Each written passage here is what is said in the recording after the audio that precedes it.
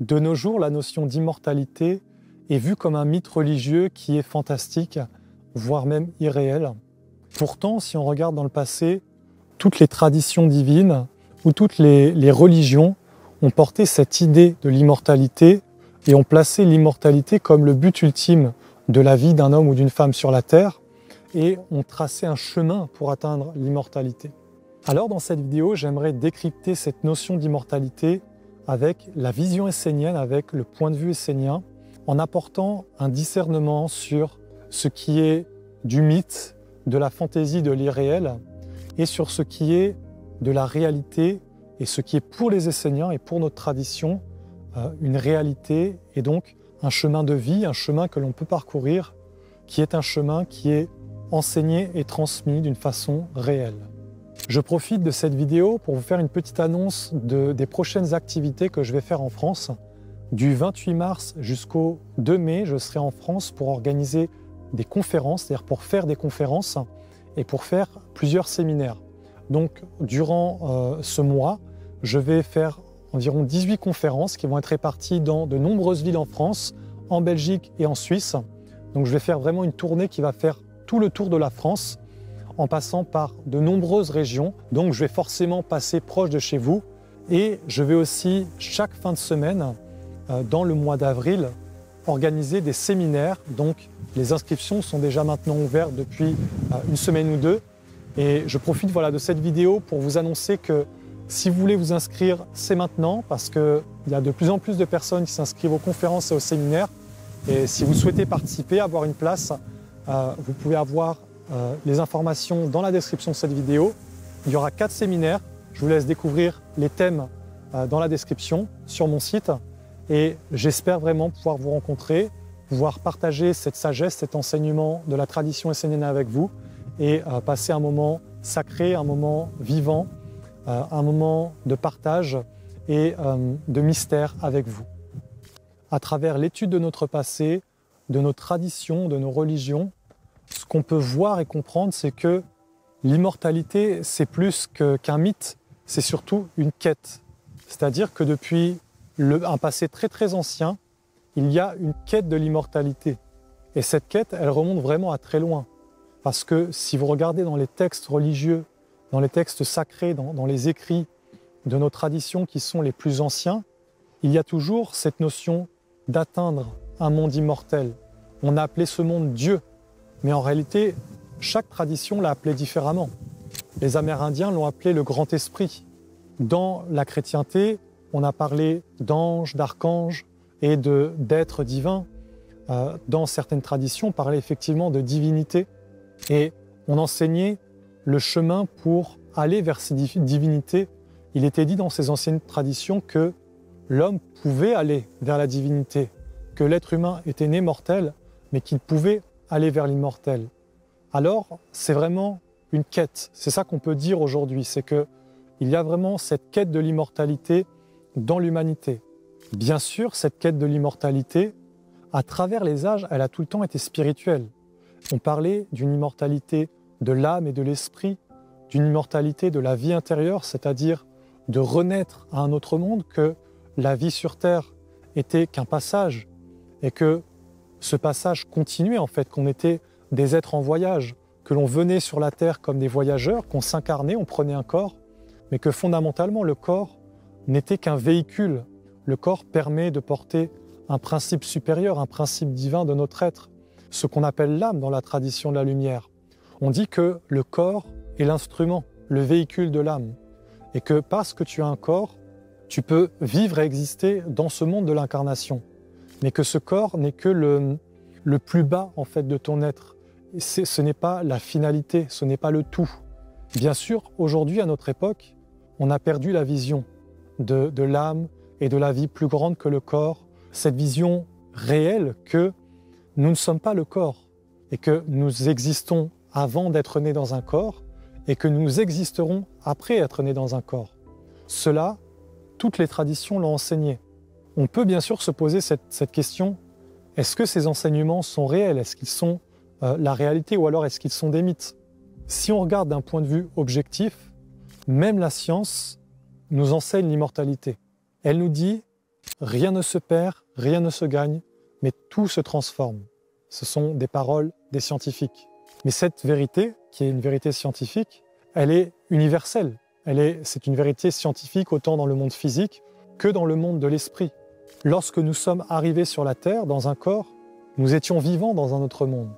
Nous avons pris un corps et nous vivons l'expérience terrestre en oubliant le monde qui est notre origine divine, le monde de là où nous venons éternellement. Et nous vivons toute notre vie, bien souvent, sans savoir pourquoi, sans savoir où on va, d'où on vient et ce qu'on a à faire. Et finalement, pour la majorité des êtres humains, la conscience de l'existence s'arrête à la frontière de la mort. Et après la mort, on ne sait pas ce que c'est. Alors que, pour la tradition essénienne, la vision de la vie, elle est plus large. Et lorsqu'on parle de l'immortalité, on parle en réalité de la vie dans son aspect le plus global, dans son aspect universel. On parle d'une vie qui n'est pas limitée à la terre et pas limitée à l'incarnation, mais on parle d'une réalité qui englobe vraiment tous les mondes de la création.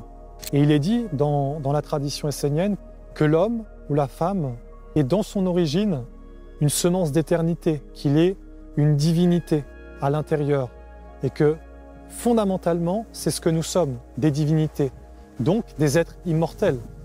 Et ce sont des paroles qui ont été prononcées, enseignées, transmises par beaucoup d'êtres. Ça a été transmis dans des traditions comme en Égypte, comme en Inde, comme chez les Mayas ou les Incas, mais c'était aussi des paroles de Jésus, des paroles qu'on pourrait dire qui ont été reprises par le christianisme, parce que Jésus disait « Vous êtes des dieux, vous portez en vous la divinité, donc vous êtes immortels », ça sous-entendait cet aspect-là, donc vous êtes immortels. Et si on regarde même dans l'histoire du christianisme, le christianisme a évolué avec cette idée d'immortalité énormément, parce que tout l'enseignement de Jésus, tout l'enseignement de la tradition de la lumière, parce que Jésus était un essénien, il portait en fait cette tradition éternelle des enfants de la lumière, et cette tradition porte le message de l'immortalité. Alors, bien sûr, les courants qui sont nés du christianisme ont vraiment parlé de cette idée de l'immortalité sous la forme du paradis. Mais cette idée de paradis, elle a été un peu, galvaudée. Et aujourd'hui, on peut pas comprendre parce que ça a été détourné de son vrai sens, de sa vraie signification. Mais ce qui reste, c'est l'idée que nous sommes plus grands que le corps. Nous sommes plus grands que la matière. Nous ne sommes pas la mort. L'être humain n'est pas la mort. Et c'est ça, en fin de compte, l'enseignement essénien. C'est de dire, oui, l'immortalité existe. L'immortalité existe comme un fait, comme une loi universelle, comme quelque chose de naturel. Parce que tout est toujours en transformation. Bien sûr, si on pose la question, est-ce que l'immortalité dans le corps existe? Je vous réponds non. L'immortalité dans le corps n'existe pas. Pourtant, aujourd'hui, les scientifiques modernes, qui sont tout autant fascinés par l'immortalité que l'étaient les anciens initiés, les anciens sages et les êtres qui étaient des chercheurs de lumière, qui étaient passionnés par l'immortalité d'une façon authentique et pure, les scientifiques sont tout autant fascinés par l'immortalité, mais pour le corps et pour la mort. Alors si vous regardez aujourd'hui dans le monde scientifique, on recherche l'immortalité du corps, on recherche l'immortalité de la matière, et on voudrait en fait prolonger la vie pour pouvoir vivre des centaines, voire même des milliers d'années, et peut-être même, pour certains, vivre dans des machines, vivre dans un monde électronique, c'est-à-dire transférer la conscience humaine dans un monde électronique. C'est vrai qu'aujourd'hui, quand on parle de ça sonne encore un peu de la science-fiction, mais en réalité, si on regarde l'évolution de notre société, on voit que c'est vers ça que ça va. Combien de temps ça va prendre, on ne sait pas, mais c'est vers ça que l'humanité va.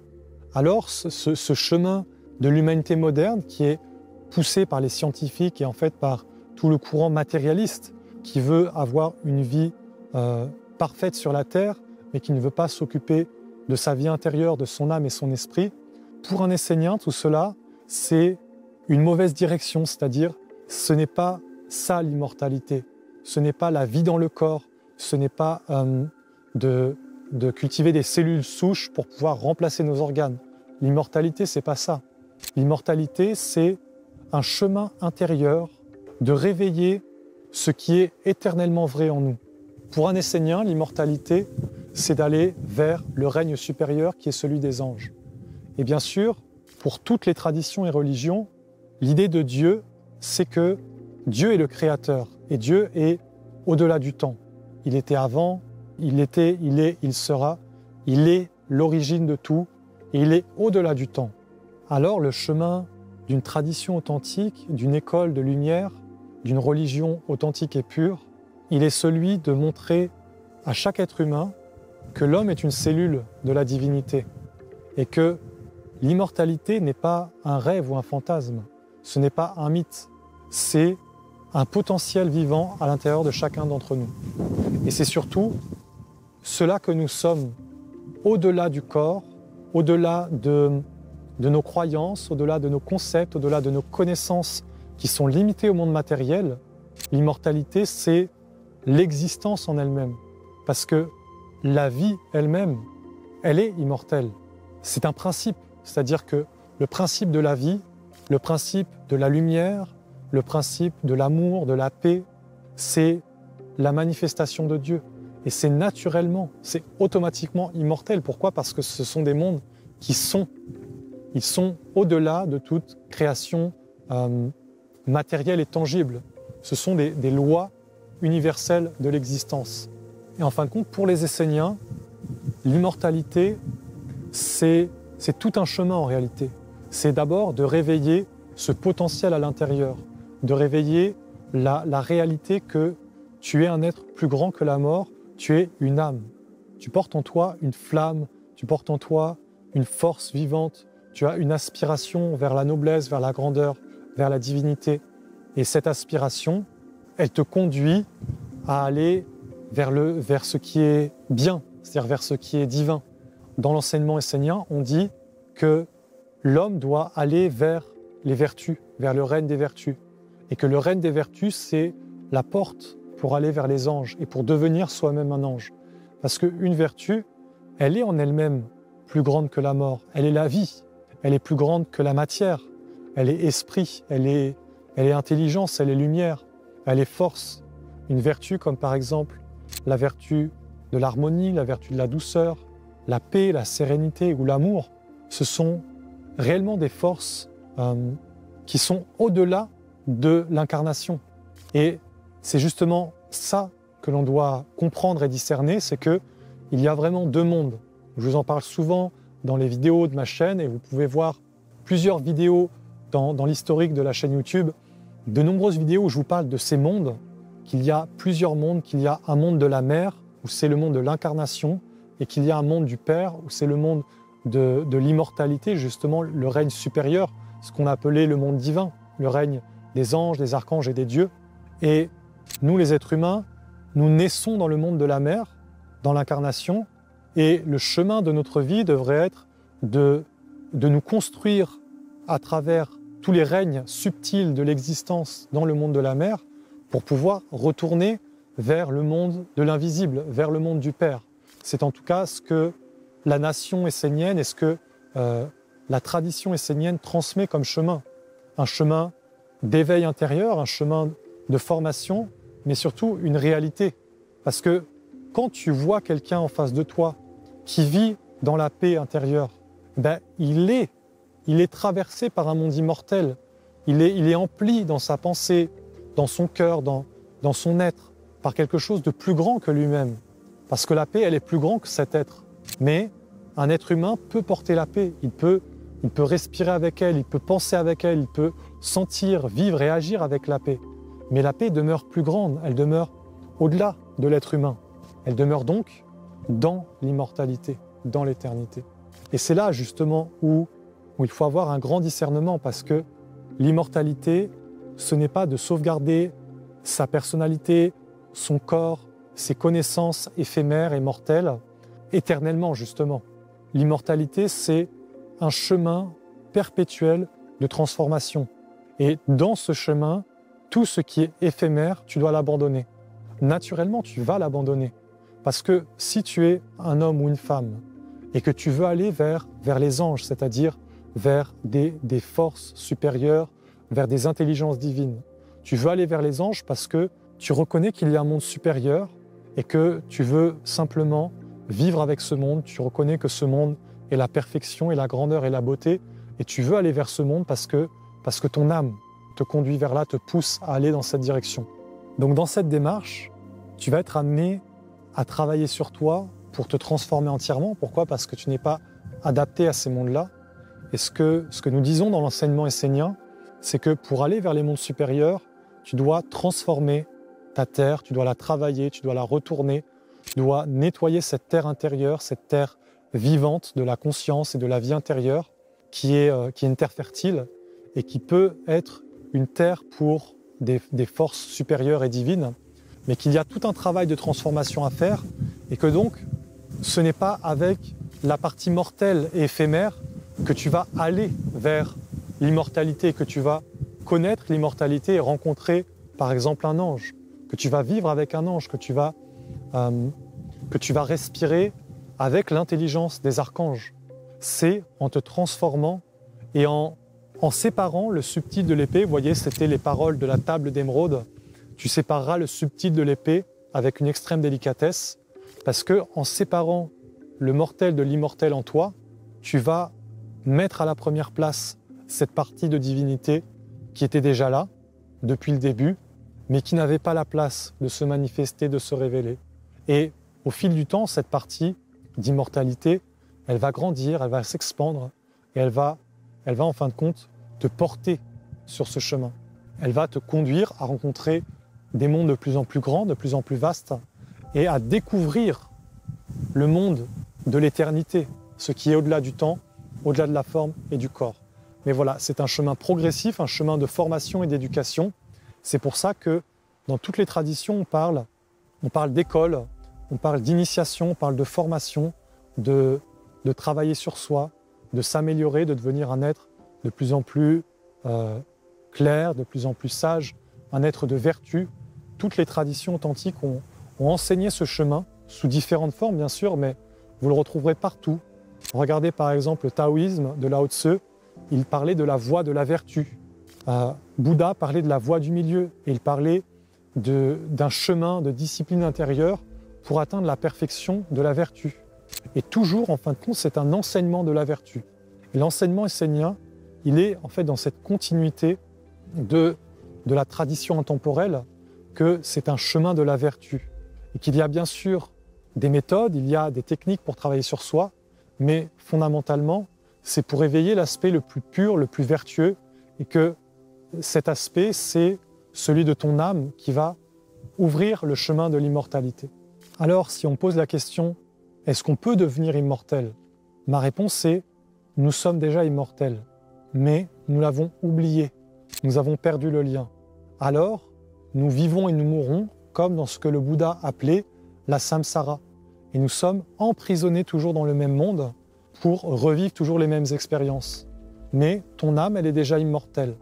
Alors, ce chemin de l'immortalité, cette âme immortelle que tu es, tu peux la retrouver, bien sûr, si tu rentres dans une autre dynamique, dans une autre orientation, qui est le chemin intérieur, la voie de la tradition de la lumière, la voie des fils et des filles de Dieu, qui est de retourner à l'intérieur, de travailler sur soi, de se libérer de l'éphémère pour éveiller l'essentiel et pour progressivement retisser un lien avec le divin et faire apparaître ce divin comme quelque chose de naturel, de vrai, comme quelque chose qui vit avec nous dans la réalité.